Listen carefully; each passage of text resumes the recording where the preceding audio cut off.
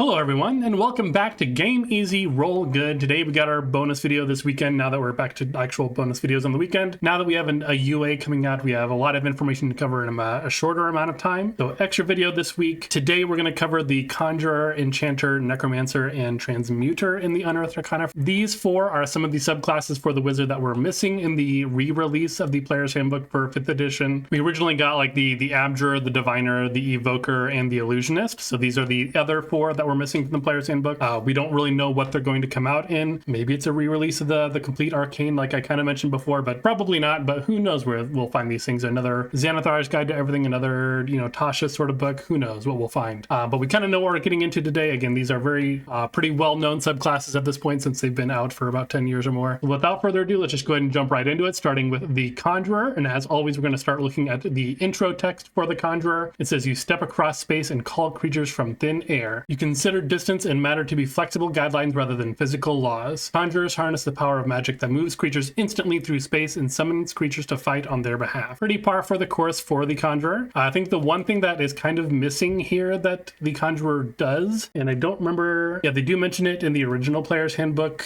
description here where it says like you can conjure billowing clouds of killing fog. They don't count for the conjuration of physical objects like your Cloud of Daggers, your Cloud Kill, Ice Knife, those kinds of conjuration spells. But again, in these newer intro text, they do seem to be more focusing on exactly what the subclass does. So I probably wouldn't be expecting to see any, mentions of those kinds of spells in this subclass, and probably just a focus on teleportation and summoning creatures, which is basically what the original Conjuration Wizard did anyway. So let's go ahead and get right into it with the first third level feature. This one is called Benign Transposition. So originally this one was actually at 6th level in the Conjuration. So they bumped it up all the way up to 3rd level. And again, all subclasses come online at 3rd level in the new rule set for 2024. In the Unearthed Arcana, it says, as a magic action, you teleport up to 30 feet to a non-occupied space that you can see. Alternatively, you can choose a space within range that is occupied by a medium or smaller creature. If that creature is willing, you both teleport, swapping spaces. Once you use this feature, you can't use it again until you finish a long rest. You can also restore your use of it by expending a 2nd level spell slot. No action required. So again, this is now available earlier. It is now a magic action. Very common changes that we're seeing in the 2024 rules. This was originally once per long rest in the current rules, but they'll have the caveat that when you cast a conjuration spell of 1st level or higher, that restores your use of it. But now they're saying that you need to expend a 2nd level spell slot, no action required. I will say first things first, I do love this feature. It was always my favorite feature of the Conjuration Wizard, so I'm glad that A, it's coming on earlier, and B, that it's just still intact. I do kind of prefer the original function of it, where it refreshes when you cast a conjuration spell of 1st level or higher. Just based on the level 3 functionality of this feature alone, find it worth a 2nd level spell slot all the time, maybe. I mean, it is kind of a Misty Step, and Misty Step is the same thing, but I do know that they have a trend of doing this sort of thing where if you want to use a thing again, you can expend a spell slot to do it. Maybe that's just a way of nerfing casters without actually nerfing casters by giving them more things to spend their spell slots on other than their spells. But I already know that they actually build upon this later in the class, so we have more to look forward to in that way. Again, at level 3, we have the Conjuration Savant. This is very similar to all the other Wizard School of Magic so-and-so Savant, like Divination Savant, Abjurer Savant. Basically, when you get the feature, you get 2 additional spells of the specific school of magic that your subclass is. So in this case, you get 2 additional conjuration spells, and then every time you level up thereafter, you get to pick an additional spell at that level, as long as it's from the school of magic that your subclass is. Conjuration in this example, but we'll see this repeatedly throughout the other subclasses. I do really wish that they would do this for all of the wizard subclasses, because I feel like this, and I mentioned this before in my original video on the wizard subclasses for the Player's Handbook, that this helps fill the sort of gap that wizards have, where the thing that makes wizards unique, which is the ability to learn additional spells and basically have the potential to learn every spell in their spell list, is completely under the control of the DM. And of course, our DMs, I mean, we don't expect them to give us everything, but that kind of puts the onus on the DM to make sure that they're putting spell books and spell scrolls and stuff in our way for us to find. And sometimes that isn't always the case. Or what if you're doing a one shot? It's if you're going into a one shot as a wizard, especially at higher levels, you might want to ask your DM, hey, could I pick up an extra handful of spells that I may or may not have picked up along the way, that sort of thing, just because it's reasonable that you would have, especially if you're starting at a higher level. But again, I do like this feature. I do think it helps fill that gap a little bit, especially now that like the sorcerer and all these other classes are getting more spells at lower levels. This does help counterbalance that just a little bit at least. And then what we no longer have at level 3 is something called Minor Conjuration. Again, this is what we currently have in the current rules. This is the one that lets you to basically basically conjure just like a trinket, like a key or something, just kind of non-magical item. Obviously, this is very thematic for the Conjuration Wizard, and I think a lot of the wizard subclasses had very similar features where it's just like, it doesn't really do much. It's more of an RP thing. Maybe you can find some kind of fun uses of it, like in a social setting, things like that. But this has been removed in the Unearthed Arcana. Then moving on to level 6, we have a new feature called Distant Transposition. This one says that the range of your benign transposition feature increases to 60 feet. Additionally, you regain your expended use of it when you finish a short or long rest. So originally we had it once per long rest, or we can choose to expend a second level spell slot to immediately restore it with no action required. Now we also get it back on a short rest, and the range is doubled. We can either use our magic action to teleport 60 feet on our own, or use our magic action to swap places with a willing creature within that 60-foot radius. And again, we get that for free once per short rest, or we can still use our second level spell slots to re-up our use of it. At this point, again, it's just a longer range. I don't know, again, I don't really feel too much like that is worth a second level spell slot. Is it better than a Misty Step because it requires our action? Like, I would rather just bonus action Misty Step and use my action for something else, like most of the time, unless I really want to get an ally into the place that I was. I feel like I'd still just pick up Misty Step instead. But this isn't the last we'll see of improvements to benign transposition, so let's go ahead and move on to the next feature. And we have an additional feature here at level 6 called Durable Summons. This says when you cast a conjuration spell to summon or create another creature using a spell slot, that creature gains temporary hit points equal to twice your wizard level when it first appears. So this is actually very cool because this was originally the capstone for the Conjuration Wizard, is that they had their summons were buffed that way, but now we're getting this much earlier. And although the temporary hit points at the level that you get it are actually less than what you would normally get from the capstone, where you start with 30 temporary hit points on that side in the current rules, this one is twice your wizard level at level 6, which is going to be 12. But as you continue to level up, or if you're able to continue leveling up in Conjuration Wizard, you will break even by level 15 and then improve beyond that. So it does scale further than the original capstone, which is actually very cool. So not only do we have benign transposition earlier, which is probably one of the better features, or the most fun features, I guess I should say, from the Conjuration Wizard, but we have our summons buffed much earlier on, which is also very good. So moving on then all the way to level 10, we have Focused Concentration. This one says taking damage can't break your concentration on conjuration spells. This is basically the exact same as it was. They just made the wording more succinct. I've always liked the Conjuration Wizard in the sense that a lot of their features sort of indirectly or directly impact their spells, in the sense of durable summons, making their summons more powerful, not being able to lose concentration via damage on their conjuration spells. And there's a lot of good,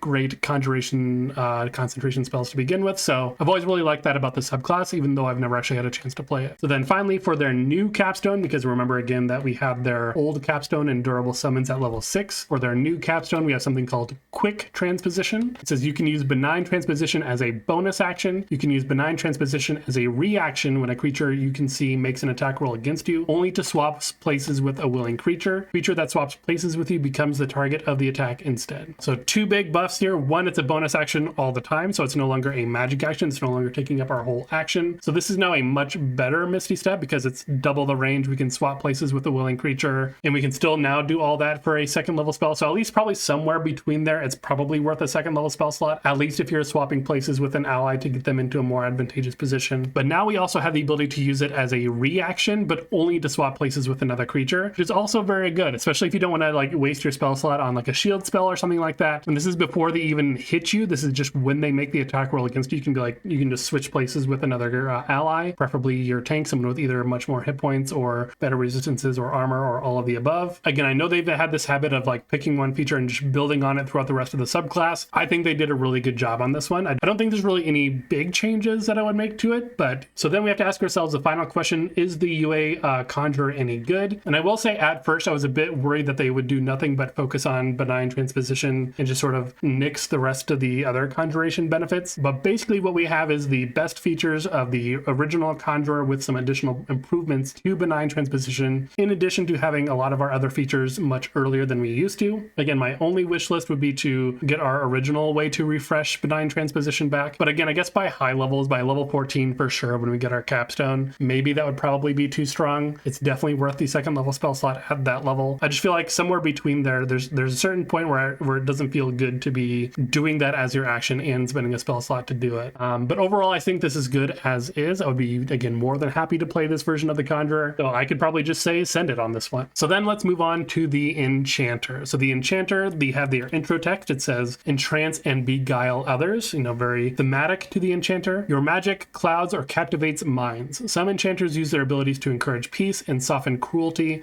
while others use their mind-altering magic for selfish ends. Many enchanters fall somewhere in between. So again, very similar to the Conjurer wizard. This is basically the exact same text as before, just shortened and much more succinct. So let's go ahead and move on to the first level 3 feature called Enchanting Talker. This is a brand new feature in the Unearthed Arcana. It says whenever you make a charisma check, you can gain a bonus to the check equal to your intelligence modifier minimum of 1. You also gain proficiency in one of these skills of your choice: deception, intimidation, or persuasion. This is very similar to the base class cleric feature that allows them to use their wisdom modifier in certain intelligence checks. And I actually really like this feature a lot because it does kind of fill a gap that I think maybe not every player who plays an enchantment wizard has been looking for, but I feel like many players who maybe play an enchantment wizard has been looking for, which is the ability to play a charismatic wizard. This does kind of force you to playing the enchanter to do that, but I feel like if you're also playing a charismatic wizard, you're probably also playing an enchanter. There's probably a fair amount of overlap there. The Venn diagram is probably mostly a circle. I really like that this is here, even though it doesn't really impact their spellcasting or do anything like that. It is filling a gap that I think players have been looking for, which is always great. So then also at level 3, we of course have Enchantment Savant. This is very similar to the Conjuration Savant, Divination Savant. Again, great feature. Happy these are here. And then currently in the current rules, we had a feature called Hypnotic Gaze. We would get this at 2nd level when we get our subclass in the original rules, but this is now just removed from the Enchanter in the Unearthed Arcana. This was basically a way to, as an action, if a creature was in 5 feet of you, you could try to hypnotize them. And if they failed that saving throw, you'd have to continue using your action every turn to keep them incapacitated that way. I did always like this feature, even though it's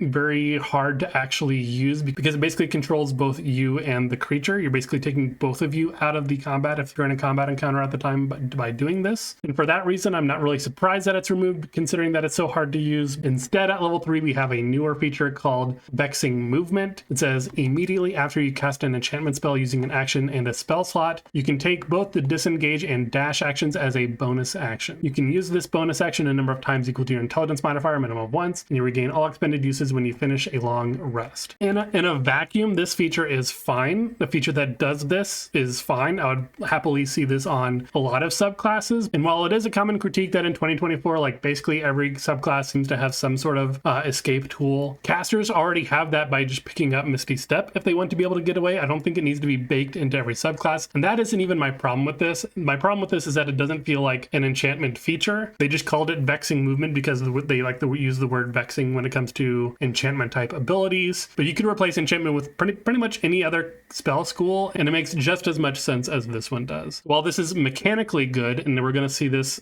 pretty often throughout this video at least, I don't like it just because I don't think it fits the subclass theme that strongly. It feels like they're just trying to put an escape in the subclass because, again, in 2024, they want everyone to be able to move around as much as possible. But this just kind of feels to me like they're treating the enchantment wizard more like the Archfey patron warlock. And while both of those classes kind of focus on enchantment spells and things like that, I never really considered them the same. Like the enchantment wizard isn't trying to be like a fey type creature where they're just kind of tricksy and annoying. The enchanter has always just been a controller in some sense, and I think that their features should really build on that in some way. This is certainly stronger than Hypnotic Gaze, but at least Hypnotic Gaze fit the theme of the class, and I guess that's my problem with this particular feature. So with that aside, let's go ahead and move on to then level 6, where we have what is currently called Instinctive Charm. It is in the Unearthed Arcana called Reflecting Charm. It says when a creature within 30 feet of you that you can see hits you with an attack roll, you can take a reaction to reduce the damage you take by half, rounded down, and you can force the attacker to make a wisdom saving throw against your spell save DC. Failed save, the attacker takes psychic damage equal to half your wizard level plus your intelligence modifier. Once you use this reaction, you can't do so again until you finish a long rest. You can also restore your use of it by expending a level 2 spell slot, no action required. So very similar again to the Benign Transposition. Again, we're seeing this come up a lot. It is starting to annoy me that I'm seeing a lot of this isn't necessarily a recycled feature because this is unique to this particular feature, but I guess these recycled mechanics, I guess, is the word I was looking for. So this is pretty similar to what the feature currently does. It now requires the creature to actually hit you with an attack rather than just making an attack roll against you, and now reduces the damage you take by half all the time. Whereas previously they had to make a saving throw, and then if they failed the saving throw, then they had to attack a creature other than you who was nearest by. So instead of doing that, you consistently get some damage reduction, and the creature makes a wisdom saving throw, and then if they fail that, then they take some psychic damage. And then again, of course, you can do this once per long rest. Again, I'm not a huge fan of this one. I understand that they're trying to go for consistency with the reducing damage by half all the time, rather than kind of rolling the dice with a saving throw. But again, I don't play an enchanter to do damage. That's the weird thing to me. I know they have like your Psychic Glance and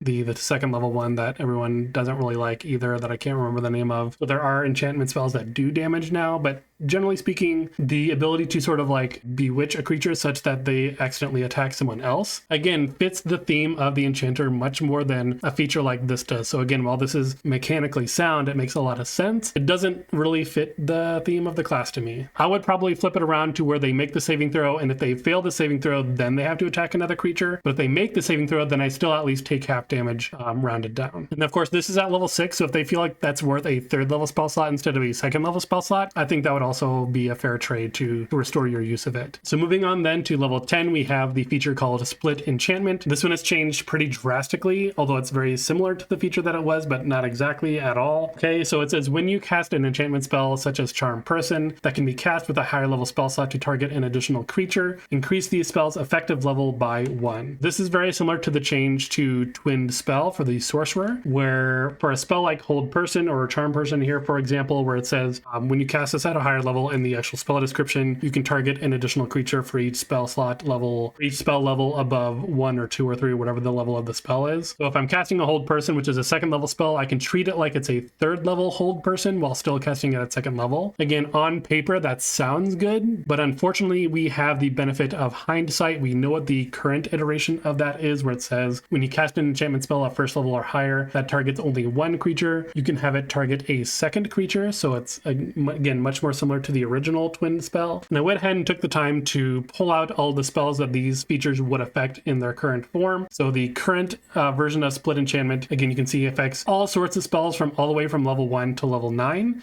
whereas the Unearthed Arcana version of it affects a very small number of spells, and they stop at 5th level, with Hold Monster being the only one there at 5th level, but most everything else is much earlier. Charm Monster's 4th level, Fast Friends 3rd level, Tasha's Mind Whip, which was the spell I was thinking of earlier, 2nd level, Hold Person 2nd level, and then 2 1st level spells. It's 1, 2, 3, 4, 5, 6, 7 spells that this whole feature impacts. Mechanically, a good feature, upcasting a spell for free is nice, but the current version of the spell basically does the same thing, although if you upcast like a Hold Person already to 4th level, the UA version treats it as a 5th level spell, but the current version doesn't do that because you're already targeting more than one target. So there are use cases for the Unearthed Arcana version that the current version couldn't do, but we can see how much we're losing by accepting this as it would be. I think it was kind of okay with the Sorcerer because it's affecting all of their spells and not spells from a specific school, but we can see how much damage that does to the number of spells that you would normally have access to with a feature like this when you focus it in on one school of magic. Now let's go ahead and move on to the capstone, which has also changed for the Enchantment Wizard. Currently, we have a feature called Alter Memories. This was the feature that allowed you to do basically 2 things. One, for all those enchantment spells that when they charm a creature, that the spell says when this spell ends, the creature is aware that you charmed them. The Enchantment Wizard could ignore that text on those spells, so the creatures would not be aware that they were charmed when they were charmed by a spell such as Friends or Charm Person or whatever it may be. Then additionally, while they were under the effects of being charmed by the Enchanter, the Enchantment Wizard could have them make an intelligence saving throw, and if they failed that saving throw, then the Enchantment Wizard could alter their memories of what happened during that time that they were charmed.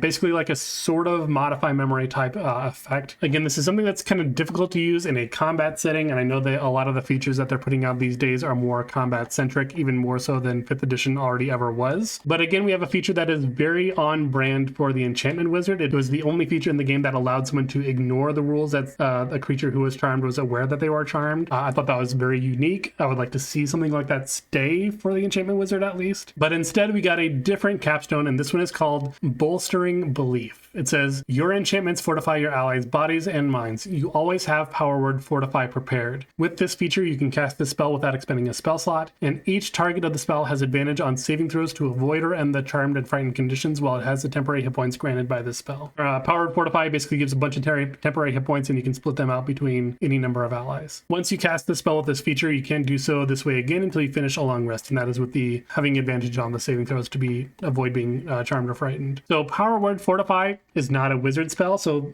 On the surface, I would normally say that's cool to have access to spells that you normally don't have. Advantage to end the Charmed or Frightened condition, sure. But you get that advantage once per long rest. I'm not really enthused by this as a capstone. And again, a big reason for that is it just doesn't feel like an enchantment wizard to have this feature. So I guess we have to ask ourselves, is the Unearthed Arcana Enchanter any good? I kind of feel like maybe it's too harsh to say, but I feel like it's not even an enchanter anymore. Enchanting Talker, I think, is the best feature of this subclass right now. It actually adds something that I felt like was missing before. Vexing Movement and Reflecting Charm don't really fit the enchantment theme to me. Split Enchantment, again, heavily nerfed. I think Alter Memories, again, was very, very thematic, but even if they wanted to go with something that's more sort of enchantment based, Bolstering Belief is, again, trying to bring the more support oriented part of the enchantment school to the wizard, but the wizards don't have any of the support enchantment spells for a reason, right? They're not bards, they're not clerics. They've always been about control in some aspect, and basically every feature that supported that in the current subclass is either removed or kind of nerfed in some way, and we've basically been giving next to nothing in return. I don't know if this is a sort of a result of the whole meme that enchantment is basically the most evil school of magic in D&D more than necromancy, because it's about taking, agency and free will away from people and things like that. And while I'm not saying that that's wrong, that that's incorrect, I do think that is, kind of objectively true, if you could say. I don't know that that should be driving game design decisions, because at the end of the day, that's what the enchantment school does, and without fundamentally changing all the enchantment spells, you can't really get away from that. So when you're signing up to be an enchantment wizard, even if you're trying to be as good as possible and use your powers for good, you're still kind of signing up to be a little bit of a jerk. I was going to use stronger language there, but I didn't want to. It's sort of like the good lich paradox. It's like you can try to be as good as you want, but at the end of the day, what you're doing is kind of fundamentally wrong in some way. So I don't think that the ability to do good or to do evil should be baked into the subclass. That should really just be a decision that the player makes, again, when they choose their alignment or whatever they're doing with their actions. The actions should discern what kind of enchanter they are. If you have players who are trying to use enchantment spells to do weird things and be a creep, just kick them out of your table. Need necessarily reinforcement in class design, I think, in my opinion. Maybe I'm wrong. I can see what they're trying to do, and I don't think it's bad. I just don't think it is, again, thematic to the class, and that's my main problem with it. In addition to like the nerfs to things like split enchantment and all that. So that's the Enchanter. I would like to see them kind of go back and rework it and make it feel like more like an enchantment wizard again. So hopefully we can see better results with the other subclasses. So let's go ahead and move on to the Necromancer. Starting with, again, their intro text. It says, command the powers of death and undeath. You explore the cosmic forces of life, death, and undeath. As a necromancer, you learn to manipulate the energy that animates all creatures. As you progress, you learn to use magic to drain life force from a creature, transforming its vital energy into magical power. Many see necromancers as menacing or villainous, though not all necromancers are evil. Nevertheless, manipulation of life and death is considered taboo in many societies. Unsurprisingly, again, the intro text is mostly unchanged. The only thing that they really removed is that you use your magic to destroy the body of a creature, which I guess would technically be true, because why, if you are a necromancer, would you want to destroy the body when you would want to reanimate it later, right? So maybe that's why they removed that. Moving on then to their level 3 feature, of course we have Necromancy Savant, getting more necromancy spells at each level, always good. Then we also had currently Grim Harvest. This is the feature that we currently have, where when you kill a creature with a spell at first level or higher, you regain hit points equal to twice the spell's level or 3 times the spell's level if the spell you used was a necromancy spell. This didn't have any benefit to killing a construct or undead. But now at level 3, we instead have a feature called Necromancy Spellbook. It says, secrets of necromancy magic in your spellbook grant you additional powers. You gain the following benefits. First, you have necrotic resistance. You gain resistance to necrotic damage. And then again, you have Grim Harvest.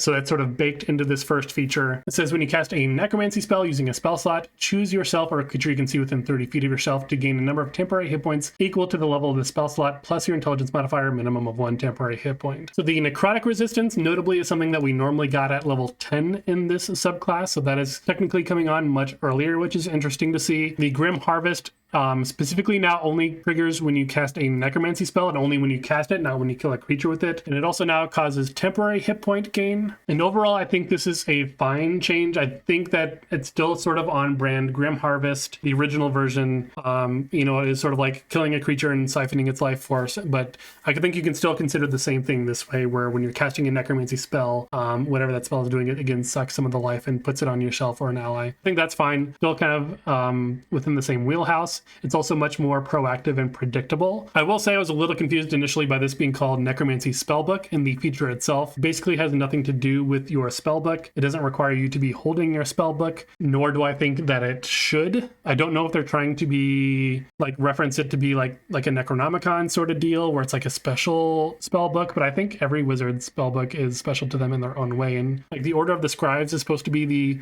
spellbook wizard. It's a little odd to me that they're including this here. But moving on from 3rd level, we move on to 6th level, where we have a feature called Grave Power. This is a brand new feature in the Unearthed Arcana that says you have discovered more necromantic insights and inscribed them into your spellbook. Now it says, while holding your spellbook, you gain the following benefits. First, you have Grave Resilience. When you use Arcane Recovery, which is the once per long rest, restoring some spell slots during a short rest, your exhaustion level, if any, decreases by 1. Secondly, you have Overwhelming Necrosis. Damage from your wizard spells and wizard features ignores resistance to necrotic damage. I think having to hold your spellbook, again, I don't like the whole spellbook. I don't like the way that they're trying to integrate the spellbook into this subclass. It just feels forced, to be honest. Grave Resilience, reducing exhaustion, okay, whatever. Damage from wizard spells and wizard features ignoring necrotic resistance. Again, all mechanically sound, but also these are two things that could probably, you could go through a whole like short adventure or a one-shot and never see either of these things come up. And you could probably say that about a number of subclass features, but that's kind of one thing that stands out to me is that when you have features like this that are situational, either your DM puts those things in front of you so that you can make use of them. And when I DM, I certainly try to make an effort to do that to kind of help my players feel like their choices were justified, especially if they were kind of going into something blind and didn't necessarily know what they were getting into. But if your DM doesn't do that, then again, you possibly just have a dead feature, which, you know, it's exciting when you get the feature and you get to mark down that you have these things. If it never comes up, then it's not that exciting. So that's just one thing I'd be mindful of if I was playing a Necromancer. So then moving on to the other level 6 feature, and this is the one that we're most familiar with. This one is called Undead Thralls. This is the one that currently gives you the Animate Dead spell, and then when you cast Animate Dead,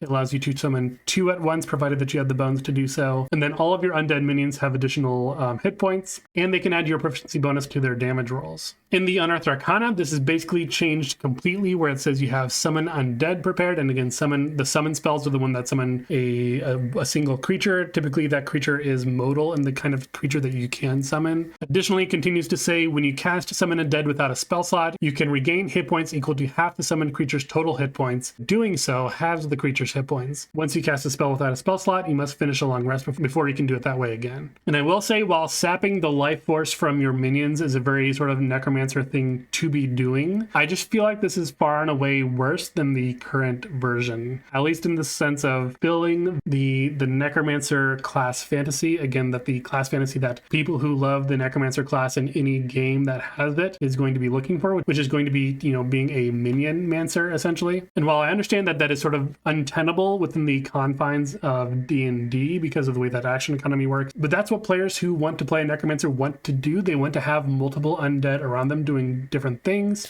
Well, I was expecting some level of change to this feature, but this really isn't the direction that I was hoping that they would go.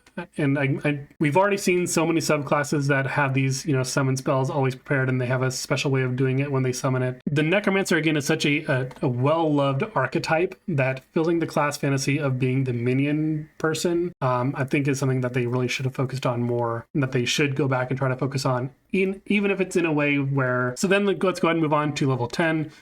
Currently at level 10, we have something called Inured to Death. This is where we get necrotic resistance, and it also says that our maximum hit point can't be reduced. Notably, again, we get the necrotic resistance now at level 3 in the Unearthed Arcana, but we no longer have the immunity to hit point reduction. I believe that there were some weird interactions that you could come up with where, since your hit point maximum can't be reduced, it actually broke some other interactions. I don't know if that's why they removed that text from this feature, but we certainly don't see it anywhere else in the subclass anymore. So instead, at level 10, we now have something called Undead Secrets. It says you have learned more secrets about the nuances of life and death. When you finish a long rest, you can expend a 4th level or higher spell slot to protect yourself from death. Until you finish a long rest, the next time you would drop to 0 hit points. Your hit points instead change to a number equal to 10 times the spell slot expended, so 40 points for a 4th level spell slot. In addition, immediately after you take damage and are bloodied after taking that damage but not killed outright, again, bloodied is half your hit points or lower, you can take a reaction and teleport to an unoccupied space within 60 feet of yourself, and each creature within 10 feet of the space you left takes 2d10 necrotic damage. So first things first, at the end of a long rest, you can expend a 4th level or higher spell slot and basically give yourself a form of death ward where it heals you for 10 times the spell slot level's amount when you drop to 0 next time. You have to do that every long rest if you want to keep that going. I apologize if you're hearing booms right now. It's the day after the 4th of July. You're not supposed to be able to fire off fireworks anymore, but people are going to do what they're going to do. And then again, if you're dropped to half your hit points and you're not killed outright, you can use your reaction to teleport away 60 feet, and then you deal damage to creatures around you when that happens. I don't personally like the first half of it. I get the whole death ward aspect and being able to stop yourself from dying once per long rest potentially. I wish you didn't have to redo it at the beginning of a long rest, because that's a very high level spell slot to be doing that with. I would rather be doing that as a reaction or something like that. I would rather have to, like, one thing I was thinking of when I was thinking, like, what if this was a minion mancer, is like you had to sacrifice a certain number of hit points from your minions to restore your health from it. And so if they drop to 0, then you'd be destroying your minions to restore yourself. Again, a very Necromancer thing to do. But I'd rather be able to do that in the moment rather than having to prepare at the beginning of a long rest. You know, I can say, having gone through many long rests, that I don't drop to 0 every day, so having to tax myself like that, pretty unfortunate. And again, the teleport, we're seeing so many teleports across all the subclasses. Even I'm starting to actually get tired of seeing it now. Again, mechanically sound. It doesn't feel like a Necromancer. I mean, you're doing necrotic damage around you when you leave. I guess that's fine. What I would rather see, that I think fits the Necromancer theme better, is to just do a bunch of necrotic damage around you and absorb some of that in hit points instead. And then maybe if they want you to be able to get away, you know, your movement doesn't provoke opportunity attacks until the end of your next turn, or you can move up to half your speed without provoking opportunity attack, something like that. I understand that this one gets you much further away and much safer immediately. Again, it's mechanically better. I just don't think it fits being a Necromancer, and that's my problem with a lot of the wizard changes that we've been seeing so far, is it just doesn't feel like that school of wizard anymore, or at least it doesn't feel as strongly like that class of wizard anymore. Then moving on to the Necromancy capstone, we have Command Undead currently. This is one thing that allowed you to attempt to take control of any undead creature, either sort of became your permanent minion, or if they had a higher enough intelligence, they could make continued saving throws about it. Again, super thematic, and it could even work against like a big bad evil guy like Strahd, if you can burn through their legendary resistances. If he manages to fail the saving throw, he's basically your puppet for the next hour at least, until he can try again. So not only for being on theme, but also for having the ability to high roll against your big bad evil guys who are undead. I've always liked this feature, even if it's, you know, very rare to be able to use it in a very impactful way. But instead we have something called Death's Master. It says abstruse rituals within your spellbook allow you mastery over forces of death. While holding your spellbook, you gain the following benefits. Bolster Undead. As a bonus action, choose any number of undead you have created or summoned with a necromancy spell that are within 60 feet of yourself. Those undead each gain temporary hit points equal to your wizard level. Once an undead gains temporary hit points from this feature, it can't gain them this way again for the next 24 hours. Next, you have Harvest Power. When you use Grim Harvest, the creature that gains temporary hit points gains one of the following benefits of your choice, which lasts until the end of the target's next turn. 1, the target can have advantage on attack rolls, and 2, the target has advantage on the next saving throw it makes. Again, I don't like the fact that it's built around holding your spellbook. I don't think that should be necessary. I still feel like that's very forced in this subclass. You might be holding onto it anyway, because I believe the wizards in 2024 can use their spellbook as an arcane focus, so you might be holding it anyway, but I don't think you should be required to do so. The benefits of Harvest Power are kind of cool. I think the advantage on attack rolls is probably what you're going to be using most of the time, because it's hard to predict, you know, when someone is going to be making a saving throw unless they're already making saving throws, like if they're affected by a hold person or similar effect. But the Bolster Undead going from basically level 6 to level 14, this is basically no more powerful than the version at level 6 that we currently have, and we're getting it 8 levels later. I don't know why they're doing this. I think this feels too little too late for me.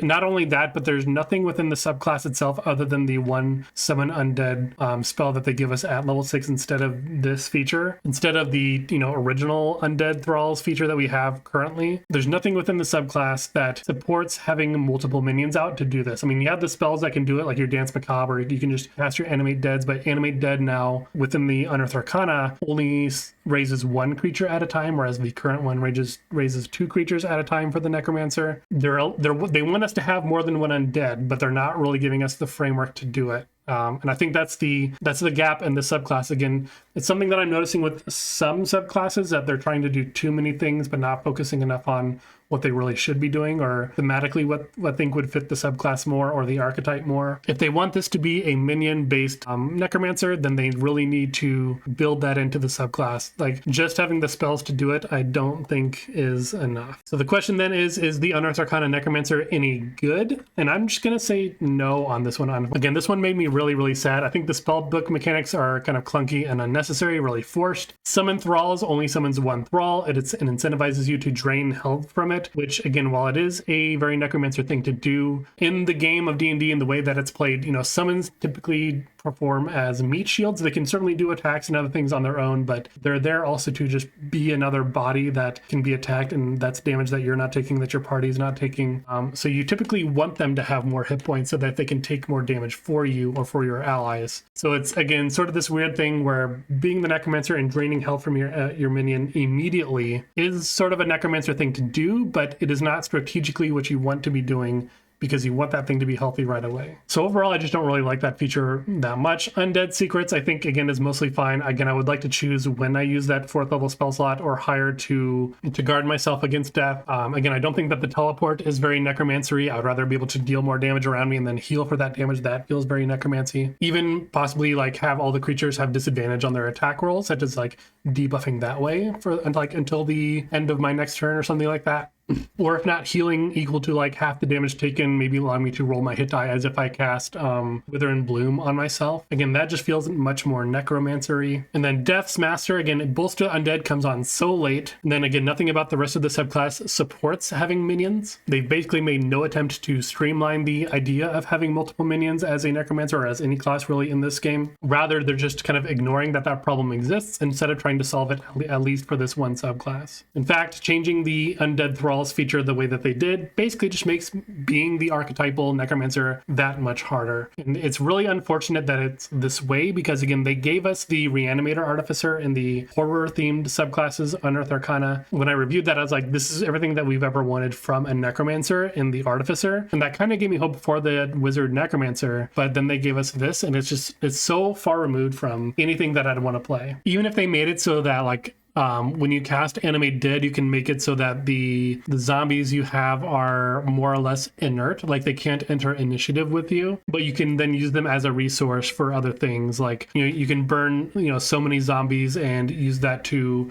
guard yourself against death by healing from their hit points, or just have them take a hit for you, things like that, sort of like a physical mirror image sort of spell. Like, there are a way to have minions without even actually having a lot of minions, but still having that fantasy there of summoning undead and using the undead for your bidding without actually breaking the action economies. So I think the design space is there, they just need to find it. So that'll bring us to the final subclass for the Wizard and the Unearthed Arcana, and that is the Transmuter. The Transmuter says transform energy and matter. You study spells that would modify energy and matter. To you, the world is not a fixed thing, but eminently immutable. Your magic gives you the tools to become a smith on reality's forge. Some transmuters are tinkerers and pranksters, which pursue their magical studies with deadly seriousness, seeking the power of the gods to make and destroy worlds. Much like all the other intro text, basically the same thing, they just cleaned up some of the text. Moving then on to the level 3 feature, Transmutation Savant. Again, much like all the other Savant features for the Wizard School subclasses, getting more transmutation spells at every level. Again, always a fan of these features. At level 3 currently, we have a feature called Minor Alchemy. This is, again, one of those features that was very thematic to the class. It's something that you wouldn't really be using in combat or encounters, really. It just lets you change an object that was composed entirely of like wood or stone or iron to something else on that list. Again, I always like these features. It's kind of sad to see them go and maybe not like stick around at least as like ribbons. But instead, now at level 3, we have Transmuter's Stone. So this was something that we originally got at level 6 for the Transmuter. So this has been bumped up all the way to level 3. Similar like we saw to the Conjurer, where they got a lot of their features earlier.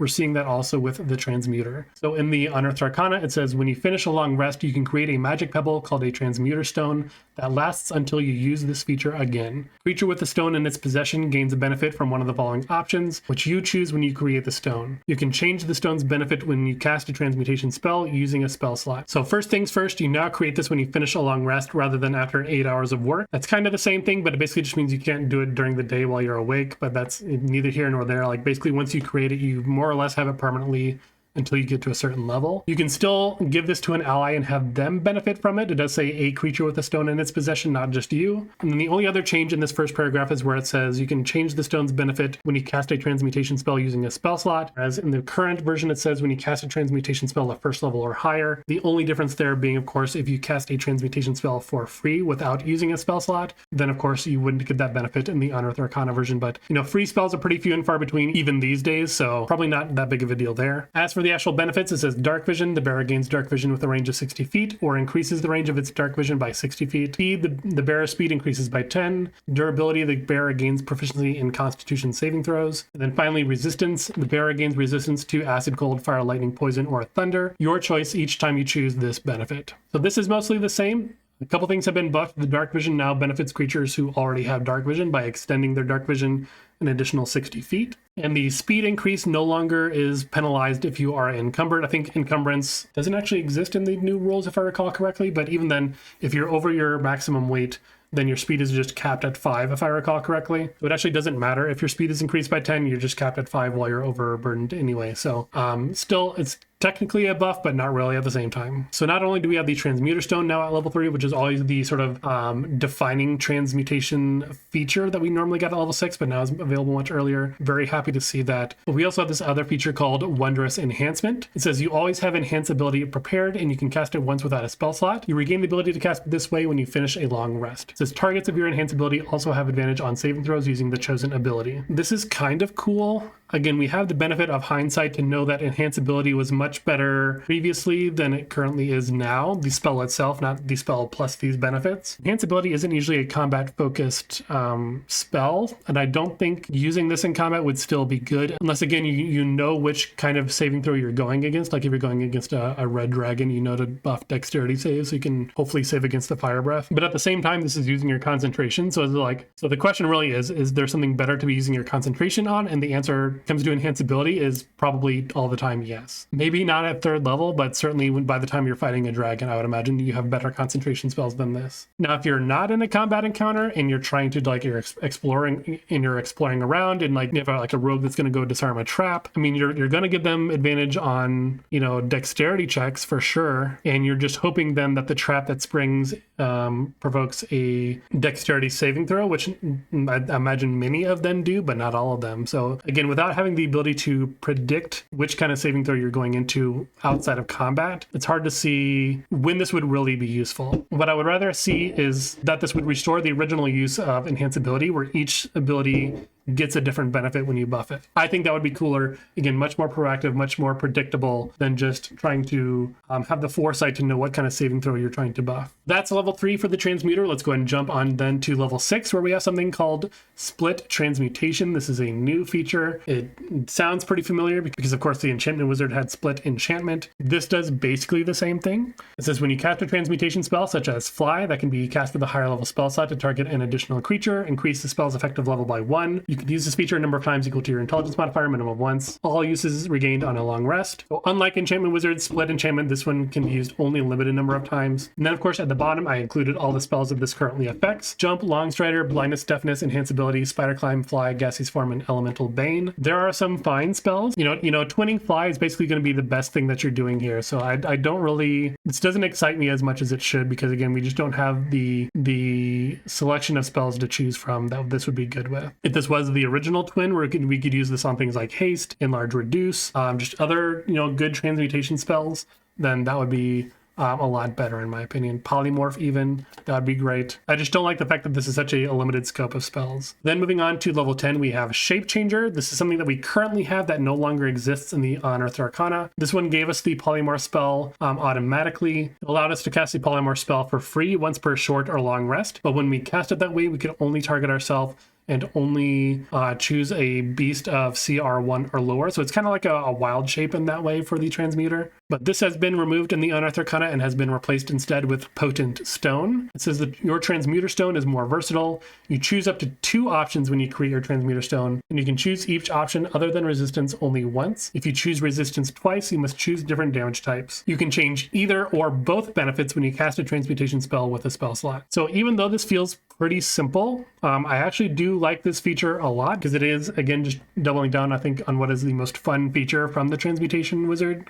And not only that, but this is effectively the epic boon of energy resistance at level 10, assuming that you're using the 2 floating resistances, or you always have that available to you. As long as you cast a transmutation spell, you can immediately get 2 separate resistances. You're choosing from a smaller pool of resistances, but it's still effectively the same effect where you have 2 floating resistances from that selection. So again, it is a very simple feature, but I think it's a good marriage of both mechanics and theme. That then brings us to the transmutation capstone, which is called Master Transmuter still. It says, as a magic action, you can consume the reserve of transmutation magic stored in your transmuter stone to choose one of the following benefits. After using your transmuter stone in this way, it crumbles to dust. First, you have Panacea. It says the bearer regains a number of hit points equal to twice your wizard level and ends a curse, including a target's attunement to a cursed item. Secondly, you have Restore Life. You cast Raise Dead without a spell slot, using the stone in place of the normally required material components. And then finally, you have Restore Youth. The bearer permanently appears 3d 10 years younger to a minimum of young adulthood. So the main changes here is one, that this is a magic action now, no surprises there.